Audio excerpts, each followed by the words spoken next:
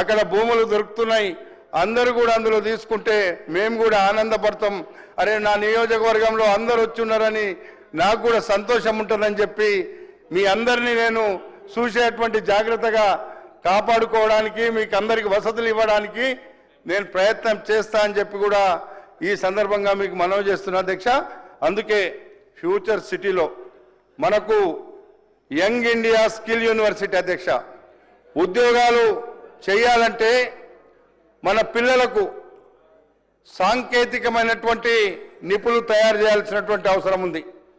పిల్లల భవిష్యత్తు మార్చాలంటే, ఉద్యోగాలు రావాలంటే అక్కడ ఉండేటువంటి పరిశ్రమలలో టెక్నికల్గా ఉండే వాళ్ళనే తీసుకోవడానికి ప్రయత్నం చేస్తున్నారు అధ్యక్ష.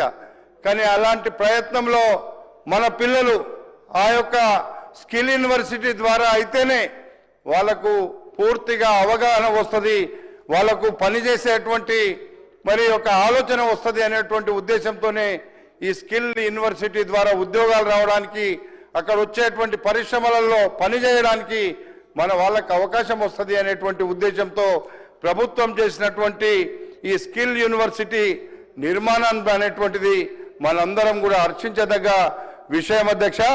ఆ రోజు ఐటీ మంత్రి గారు మేమందరం ఆ యొక్క స్కిల్ యూనివర్సిటీకి ఫౌండేషన్ వేసినాడే ముఖ్యమంత్రి గారు చెప్పిండ్రు, రంగారెడ్డి జిల్లాలో ఉండేటువంటి ప్రతి పౌరునికి ఇక్కడ మంచి అవకాశం వస్తుంది. దాని తర్వాత స్టేట్లో ఉండేటువంటి తెలంగాణ రాష్ట్రంలో నిరుద్యోగులందరూ కూడా రేపు ఉద్యోగాలు రావడానికి స్కిల్ యూనివర్సిటీ ద్వారా అవకాశాలు వస్తాయనేటువంటి మాట కూడా చెప్పడం జరిగిందని చెప్పి ఈ సందర్భంగా మీకు నేను మనవి చేస్తున్నా అధ్యక్ష. మా సోదరులు మాట్లాడుతుంటే ఇన్నా, ఇప్పుడు స్కిల్ యూనివర్సిటీ మీరు పెడుతున్నారు, మిగతా అటువంటి మన ఐటీ లాంటి సంస్థలు ఏమి కావాలి,